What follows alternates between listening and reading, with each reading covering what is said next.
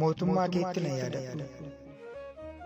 Cubbuun koo baay'atus kan Xiitoosin caalaa, garaan koo jabaatus kan Fara'oon caalaa. Lapheen koo xuraa'ee seera kee wallaalee, jireenya cubbuutiin miila koo sakaalee.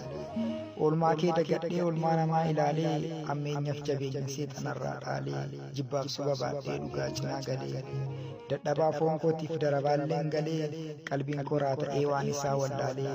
Maaloo na yaadadhu, maaloo na yaadadhu, mootummaa keetitti akka badii kootti murteessinnatti.